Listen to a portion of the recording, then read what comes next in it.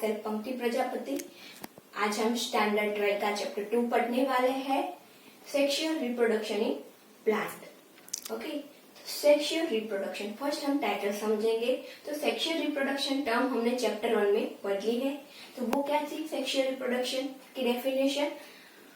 The offspring are produce by fusing of two gametes. Okay, तो उसमें क्या होता था? Two gametes, one is a male gamete and second one is a female gamete. दोनों gamete क्या होते थे? फ्यूज होते थे, फर्टिलाइजर होता था, जाइगोट बनता था, देन डेवलप एम्ब्रियो में होता था और वो एम्ब्रियो ग्रो होके इन अ न्यू प्लांट में कन्वर्ट होता था। ओके, तो ये बात हो गई सेक्सुअल रिप्रोडक्शन की। अब हम बात करते हैं फ्लावर की। ओके, तो फ्लावर क्या है? तो flower is a morphological structure, okay, जहाँ पे रिप्रोडक्शन होता है, सेक्सुअल रिप्रोडक्शन। ओके, तो flower is a morphological structure in which fertilization actually take place। अब हम बात करते हैं टिपिकल एंजियोस्पर्म फ्लावर के स्ट्रक्चर की। तो यहाँ पे मैंने डायग्राम ड्रॉ कर दिया है। ओके, तो यहाँ पे हम सभी पार्ट समझने वाले हैं। पहले तो कौन सा पार्ट है जिसे हम क्या कहते हैं? तो हम स्टार्ट करते हैं बेसमेंट। तो फर्स्ट ये फ्लावर स्ट्रक्चर का जो बेसमेंट है उसको कहते हैं receptacle as well as thallus. Okay, then हम बात करते हैं एक ग्रीन वाली पत्ती जिसे हम कहते हैं सेपल, जो फ्लावर के ऐसे बेसमेंट में प्रेजेंट होती है। देन ये फ्लावर की कलरफुल पत्तियां जिसे हम कहते हैं पेटल, जो कलरफुल होने की वजह से क्या करती है? इंसेक्ट और ह्यूमन सबको अट्रैक्ट करती है। अब हम बात करते हैं this one is a female reproductive organ part, जिसमें stigma, style, ovary and ovule this one include होते हैं। तो जो पार्ट है स्टिग्मा, ओके, ऊपर का जो पार्ट है अपर, वो जिसे स्टिग्मा कहते हैं।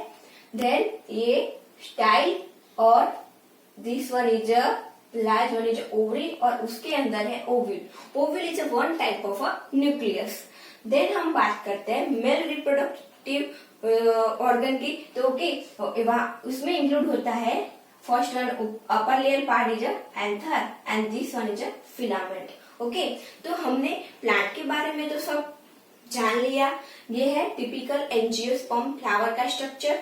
देन हम बात करते हैं कि टिपिकल एंजियोस्पर्म फ्लावर में मेन 4 पार्ट होते हैं। वो कौन कौन से होते हैं? तो first one is calyx, second one is corolla, third one is endometrium and fourth one is gymnometrium. Okay, तो फर्स्ट तो है काइलेक्स जिसे हम सेपल कहते हैं, यहाँ पे मैंने लिखा है। कोरोला जिसे हम पेटल कहते हैं। एंडोमेट्रियम क्या है? मेल गैमेट है जिसको हम स्टेमन कहते हैं। ये टोटल स्ट्रक्चर है एंथर प्लस फिलामेंट जिसको हम स्टेमन कहते हैं। अब बात करें हम जिम्नोस्पर्म। ओके, तो वो क्या है? Female gamete. फीमेल गैमेट को कार्पेल भी कहते हैं। ओके, जिसमें stigma, style, ovary and ovule include होते हैं। अब बात करें सेपल और पेटल जैसे काइलेक्स और कोरोला, वो दोनों क्या है? Non essential for sexual reproduction because during the sexual reproduction both are part are degenerate. And third and fourth one male gamete and female gamete, वो तो हमें पता ही है कि वो फ्यूज हो गए तभी सेक्सुअल रिप्रोडक्शन होके न्यू प्लांट बनेगा। तो this stamen and carpel both are essential for sexual reproduction in plant। तो अब हम बात करते हैं सेक्सुअल रिप्रोडक्शन इन प्लांट। तो वो 3 इवेंट में होता है, pre fertilization, double fertilization and post fertilization. Okay, ये बात तो हमने चैप्टर 1 में भी पढ़ी थी। जस्ट यहाँ पे न्यू क्या है? यहाँ पे डबल फर्टिलाइजेशन होता है। तो ये टर्म हम बाद में समझेंगे।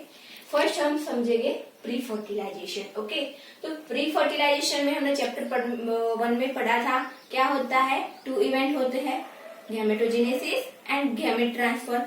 गैमेटोजेनेसिस मतलब क्या? गैमेट बनते हैं मेल एंड फीमेल। तो यहाँ पे क्या होता है प्री फर्टिलाइजेशन में? Same to same gametogenesis and gamete transfer, but in plant में उस प्रोसेस को 4 पार्ट में डिवाइड की गई है। First one is pollen grain formation, second one is embryo sac formation, third one is pollination and fourth one is pollen pistil interaction. तो हम बात करें पोलन ग्रेन फॉर्मेशन, तो ये क्या हुआ, male gamete formation, and embryo sac formation ये क्या हुआ, फीमेल गेमेट फॉर्मेशन। तो ये दोनों प्रोसेस इंक्लूड होगी गेमेटोजेनेसिस में। देन हम बात करें pollen and pollen pistil interaction की, तो ये दोनों इवेंट इंक्लूड होके गेमेट ट्रांसफर में। अब हम इन डिटेल पढ़ेंगे पोलन ग्रेन फॉर्मेशन।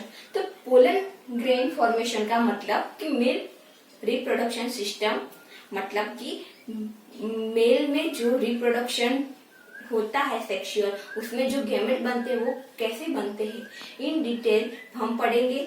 वो होता है 3 पार्ट में, 3 इवेंट होते हैं। फर्स्ट स्टेमन होता है, वो पार्ट होता है रिप्रोडक्टिव सिस्टम का। ओके, देन बात करेंगे हम माइक्रोस्पोरोजेनेसिस, जिसमें माइक्रोस्पोर बनेंगे। देन हम बात करेंगे पोलन ग्रेन जो है मेल गेमेट।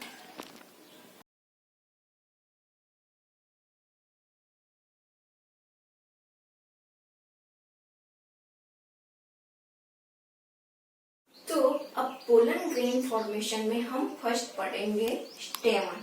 ओके, स्टेमन क्या है, मेल रिप्रोडक्टिव ऑर्गन। ओके, तो फर्स्ट हम इसका स्ट्रक्चर समझेंगे। उसके स्ट्रक्चर में इंक्लूड होता है, जैसे कि यहाँ पे मैंने ड्रॉ किया है स्टेमन का स्ट्रक्चर, इसमें इंक्लूड होगा एंथर एंड फिलामेंट। ओके, तो फिलामेंट क्या है, वो लॉन्ग स्लेंडर स्टॉक है, और एंथर क्या है, बाइलोब्ड स्ट्रक्चर है। ओके, तो एंथर के अंदर क्या होगा, पोलन ग्रेन, वो कैसे बनेगा वो हम बाद में देखेंगे। अब हम बात करते हैं कि एंथर एंड फिलामेंट। ओके, ये दोनों इंक्लूड होके क्या बनता है, स्टेमन। तो each and every different species में फ्लावर भी डिफरेंट होते हैं। तो डिफरेंट फ्लावर में स्टेमन के नंबर भी अलग होते हैं, जैसे कि किसी में 5 स्टेमन होते हैं तो किसी में 4।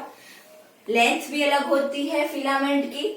ओके, तो डिफरेंट स्पीसीज के डिफरेंट फ्लावर में length of filament and number of stamen are different. Okay, तो जो प्रॉक्सिमल एंड होता है, ये वाला बेसमेंट पार्ट जो जुड़ा हुआ होता है पेटल या और थैलेमस से। ओके, अब हम जब इस एंथर का हम टीएस मतलब कि उसको कट करेंगे, ऐसे टीएस ऐसे ट्रांसफर सेक्शन लेंगे, तो वो कैसा दिखेगा, वो स्ट्रक्चर ऐसा होगा। वो क्या होगा, टेट्रागोनल स्ट्रक्चर दिखेगा। उसमें उसके कॉर्नर में माइक्रोस्पोरोजियम होंगे, जहाँ पे मैंने ड्रॉ की है 4, टेट्रागोनल मतलब 4, तो 4 माइक्रोजियम ड्रॉ की है।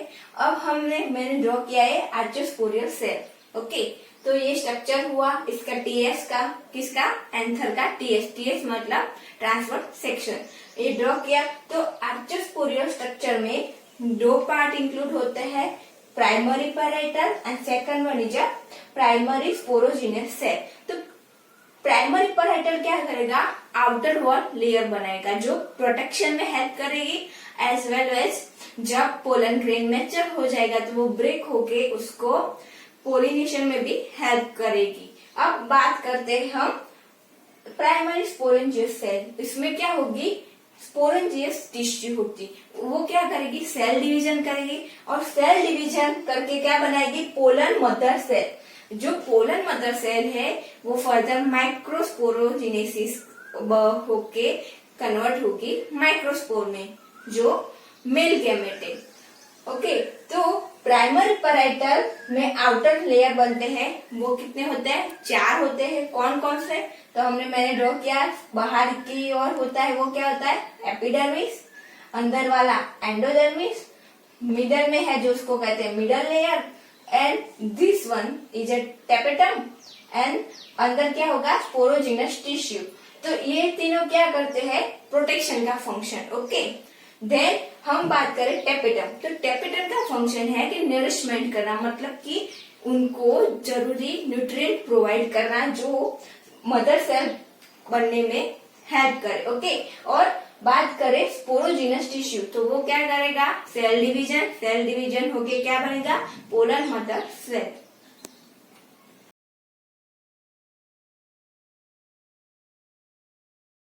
तो अब हम बात करते हैं सेकंड इवेंट, माइक्रोस्पोरोजेनेसिस। ओके, तो इस टर्म की डेफिनेशन क्या होगी? The process of formation microspore from pollen mother cell. Okay, इस प्रोसेस को कहते हैं माइक्रोस्पोरोजेनेसिस। तो इसमें क्या होता है, हमने पहले स्ट्रक्चर में देखा कि स्पोरोजिनस टिश्यू होती है, वो डिवीजन होके उसका माइटोसिस डिवीजन हुआ और क्या बने?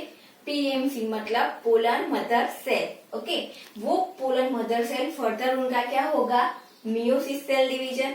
मियोसिस सेल डिवीजन होके क्या बनेगा? Microspore tetrad. यहाँ पे मैंने ड्रॉ किया, ये सपोज पीएमसी है, मियोसिस हुआ 4, मतलब टेट्राड क्या बना? माइक्रोस्पोर। देन वो क्या हो गए? ये सेल में से सेपरेट हो गए। ओके, सेपरेट होने के बाद वो क्या हो गए? डिहाइड्रेट। डिहाइड्रेट मतलब उनमें से वो ड्राई हो जाएगा, उसमें से पानी रिमूव हो जाएगा, ड्राई हो जाएगी। देन वो डिहाइड्रेट होने के बाद क्या होगा? थोड़ा डेवलप होके और कन्वर्ट होके पोलन ग्रेन में। तो इस टोटल प्रोसेस को कहते हैं माइक्रोस्पोरोजेनेसिस।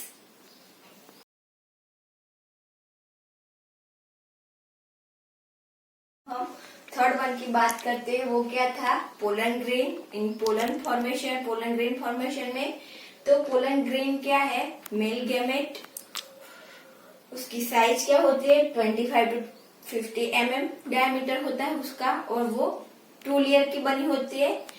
आउटर लेयर होता है एक्साइन और इनर लेयर होता है इंटाइन। तो जो आउटर लेयर होता है एक्साइन, वो क्या होता है? थिक एंड हार्ड, बिकॉज उसका मेन फंक्शन क्या होता है?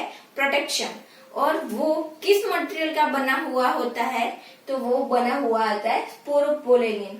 स्पोरोपोलेनिन वो क्या करता है? वो रेजिस्टेंस है organic material as well as high temperature, change in pH, alkaline condition, acidic condition, in variable condition से वो क्या करता है? प्रोटेक्ट करता है, वो रेजिस्टेंस है। तो पोलन ग्रेन को प्रोटेक्शन के लिए हेल्प करेगा। देन बात करते हैं एक्साइन क्या है? प्रोमिनेंट एपर्चर्स, जिसको बोलते हैं जर्म स्पोर, वेर स्पोरोफोलिनिन एब्सेंट, मतलब जब वो स्पोरोफोलिनिन एब्सेंट है, विदाउट उसके बिना भी जर्म स्पोर क्या करता है?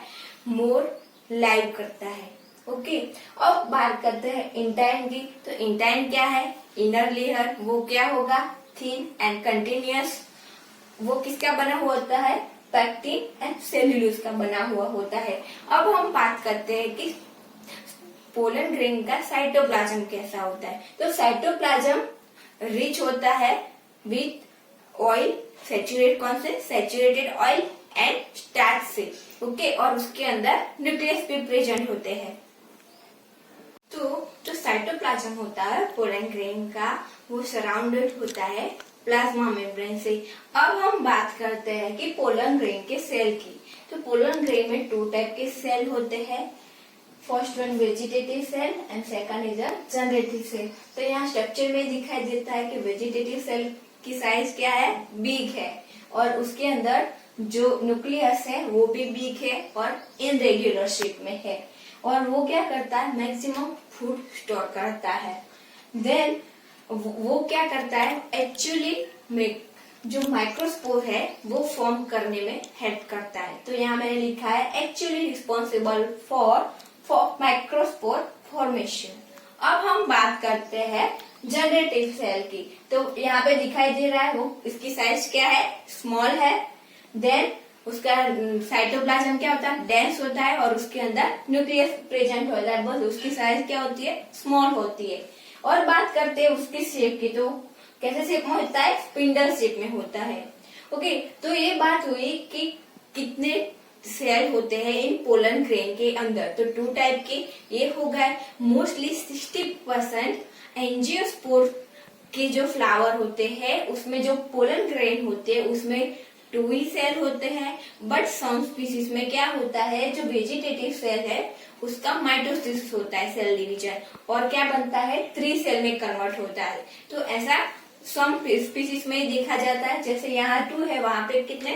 3 सेल हो गए। ओके, तो सम टाइम जो पोलन ग्रेन होती है वो क्या करती है? ह्यूमन में एलर्जी करती है जब वो कंटामिनेट होती है अदर पोलन ग्रेन के साथ। जैसे कि एग्जाम्पल है कि कैरेट ग्रास जो वीट होता है उसके साथ कंटामिनेट होगा तो वो एलर्जी करेगा। वो एलर्जी किस टाइप की होती है? मोस्टली रेस्पिरेटरी सिस्टम को ही वो अफेक्ट करती है। वो क्रोनिक रेस्पिरेटरी डिसीज करती है, जैसे कि अस्थमा।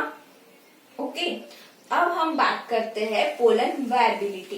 पोलन वायबिलिटी का मतलब होता है कि पोलन कब तक फंक्शन करेगा, कब तक लाइव रहेगा। ओके, तो डिफरेंट स्पीसीज में पोलन की वायबिलिटी का टाइम भी क्या होता है? डिफरेंट डिफरेंट होता है। ओके, जैसे कि वीट और राइस, उसमें क्या होता है? 30 मिनट ही टाइम होता है पोलन ग्रेन की वायबिलिटी का। बट सब फैमिली है जैसे कि सोलेनेसी, रोजेसी, वो उनके अंदर इंक्लूड जो प्लांट होते हैं उसकी वायबिलिटी फॉर मंथ है। ओके, फॉर मतलब फॉर मंथ नहीं, मंथ है, 2 मंथ या डिफरेंट है, मंथ से ज्यादा। ओके, अब हम बात करते हैं पोलन ग्रेन की वायबिलिटी। वो डिपेंड होती है टेम्परेचर और ह्यूमिडिटी पे। देन पोलन ग्रेन जैसे कि हमारे ह्यूमन की बात करके, ह्यूमन में स्पर्म सेल जैसे स्टोर किए जाते हैं, वैसे ही पोलन ग्रेन भी स्टोर की जाती है, क्योंकि वो क्या है? Male gamete. तो वो स्टोर होती है -196 सेल्सियस टेम्परेचर पे इन लिक्विड नाइट्रोजन में। और उस जो स्टोर करके जहाँ पे रखी जाती है उसको बोलते हैं स्पोर बैंक। ओके, जैसे स्पर्म बैंक होती है वैसे स्पोर बैंक भी होती है। उसका यूज क्या है? वो हेल्प करते हैं क्रॉप ब्रीडिंग में। ओके, अगर आपको मेरा ये वीडियो पसंद आया है तो इसे लाइक कीजिए, शेयर कीजिए और सब्सक्राइब कीजिए। Thank you.